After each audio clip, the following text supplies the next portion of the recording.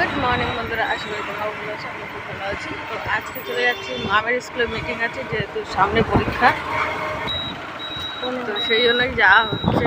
দুষ্টুও যাচ্ছে আমাদের সাথে, দুষ্টুকে নিয়ে যাওয়া হচ্ছে। ও আজকে আরও সকাল সকাল উঠে গেছে ঘুমের থেকে।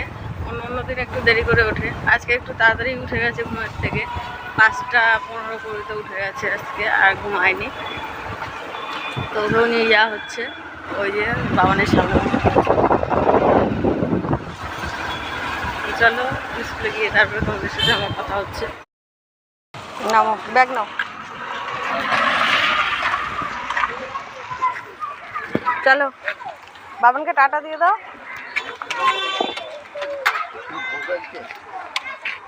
আজকে স্কুলে পড়বে তুমি? পড়বে না? বলো মিটিংয়ে। চলো যাও, দিদির হাত ধরো, হাত ধরো। কোলে না, কোলে না, হাত ধরে, হাত ধরে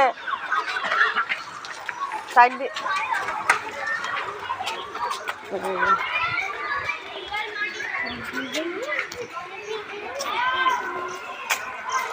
এখনো বাচ্চা কাচ্চা আসেনি, আজকে মিটিং আছে, তো ওই জন্য আজকে গার্জিয়ানদের সাথে দেরি করে আসবে।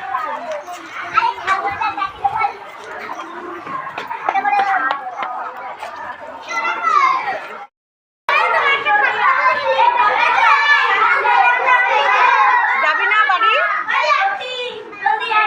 বাড়ি যাবি না? স্যার বকবে না? কি বলেছে স্যার? স্যার বলেছে থাকতে।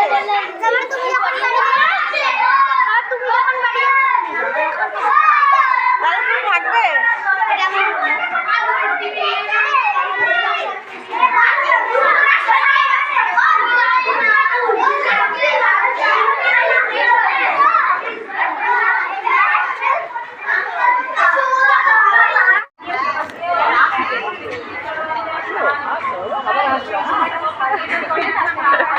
বলেছ? চলো দিদির স্কুল, চলো চলো। দেখো কি খাবে, দোকান খুলেনি, বাইরে। দেখো দেখো তাড়াতাড়ি দেখো। হ্যাঁ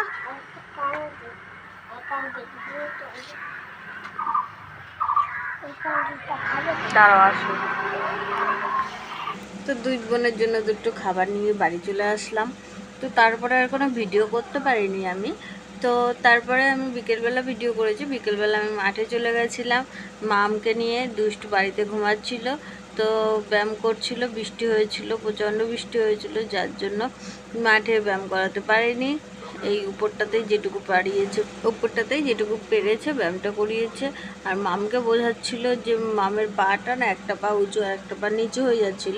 তো সেটাই মামের স্যার মামকে ভালো করে বুঝিয়ে দিচ্ছিল যে দুটো পায়ে মাটিতে টাচ করে থাকবে, একটা পাও উপরে উঠবে না, একটু 19-20 হবে না। যেখানেই ব্যায়ামটা করুক সেখানে স্যাররাই এই ব্যায়ামটা, এই ফলটাই ধরবে যে একটা পা মাটিতে টাচ করে আছে আর একটা পা কেন টাচ করে নেই, সেটা বোঝাচ্ছিল। আর একটু বেঁকে বসেছিল, তো সেটাকে সোজা করিয়ে দিল। আর মোটামুটি সবাই খুব ভালো এক্সারসাইজ করে, খুব খারাপ কেউই করে না।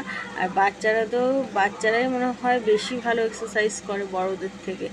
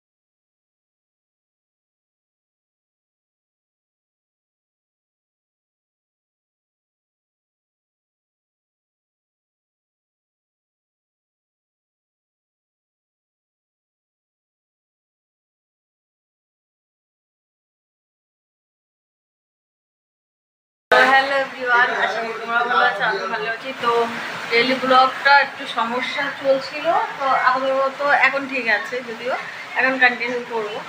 তো আজকে সকালে কি হয়েছে বলতো, আজকে সকালে তোর দাদাভাই ডিমের ট্রে নিয়ে এসছে, প্লাস ডিম রান্না করার জন্য মাও ডিম শুধু দিয়ে দিয়েছে। তখন আমার ফোন করে বলেছে যে ডিম হবে না মা, আজকে একটু অন্য মাছ খাবো।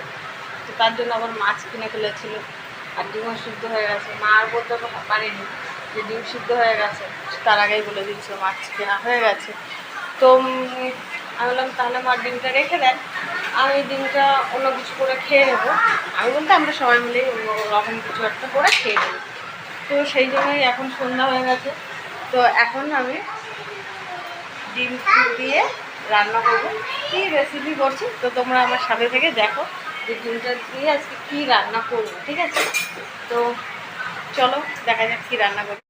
লঙ্কা দুটো ভেজে নিয়েছি, আগের থেকে ভেজে তুলে নিয়ে এখন সেই তেলেই আর কি পেঁয়াজটা ভেজে নেবো।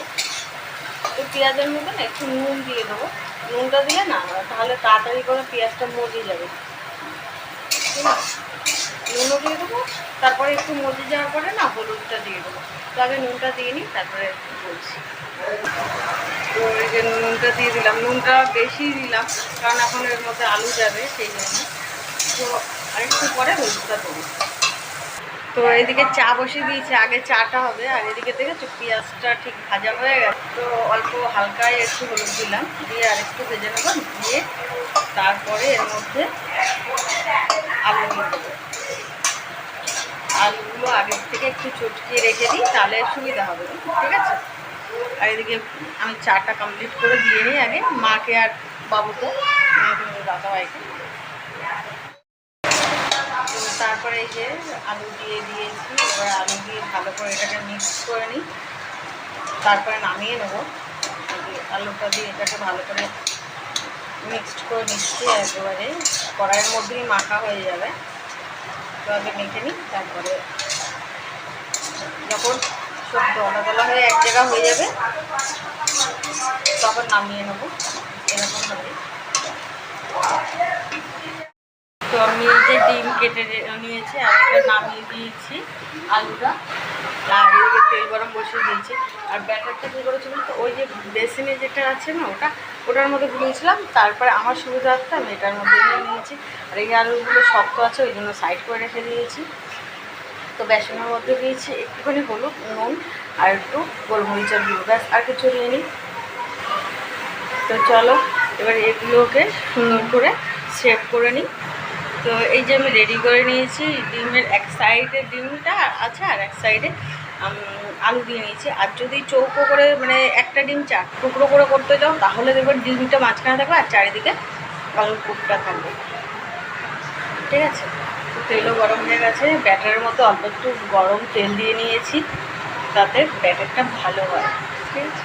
তো চলো তেলটা গরম হয়ে গেছে, তো এবার দিয়ে দিই। তো আস্তে করে একটা প্রথমে দিয়ে নিলাম, এইভাবে সবকটা দিয়ে দিই, তারপর তোমাদের সাথে আমি কথা বলছি। তো আমি টোটাল এর মধ্যে 3টে দিয়েছি, তো 3টে আগে হয়ে নিই, তারপরে আবার দেওয়ার চেষ্টা করবো, যেহেতু আজকে প্রথমবার চেষ্টা করলাম। বাইরে প্রচণ্ড বিদ্যুৎ চমকাচ্ছে। তো এক পাশ হয়ে গেছে, এক পাশ দিয়ে দিয়েছি, ঠিক আছে? আর এক পাশটা ভালো করে হোক, তারপরে দেখছি।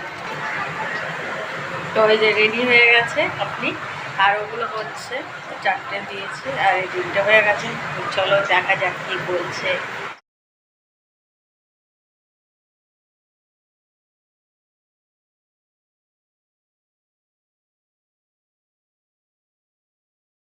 সস নেই, সস ছাড়াই।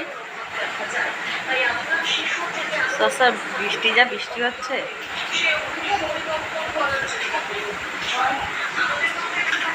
আর ওইদিকে দুষ্টু দুষ্টু হচ্ছে, এদিকে দুষ্টু বাবান খাচ্ছে, ওইদিকে দুষ্টু দুষ্টু করছে। খাবি না তুই? কেন কেন? শরীর খারাপ? মিথ্যে কথা বলতে নেই, খেতে হবে না তোমার, ঠিক আছে? নেই, সসও নেই, বৃষ্টি হচ্ছে।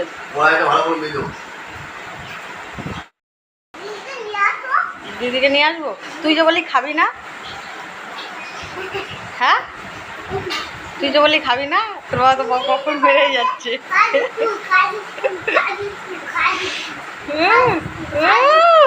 মুখটা দেখো, একবার বলার প্রয়োজন মনে করে না যে কেমন হয়েছে।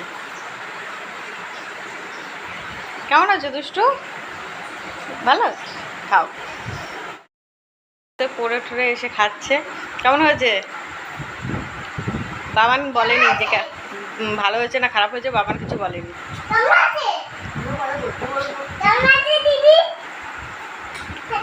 খাও, তুমি রান্না করে আমি খাবো তো। নিয়ে বসেছি, এক বাটি সবজি নিয়ে বসেছি, তো খেয়ে দিয়ে ঘুম। 5 মিনিট একটু হাঁটবো, এটা ঘুমিয়ে দেবো। বাড়িতে এসে হাঁটবো, দিয়ে রাস্তা দিয়ে হাঁটবো, বেশি দূরে যাবো না। তো আবার দেখা হবে কালকে। তো আজকের মতো টাটা, গুড নাইট।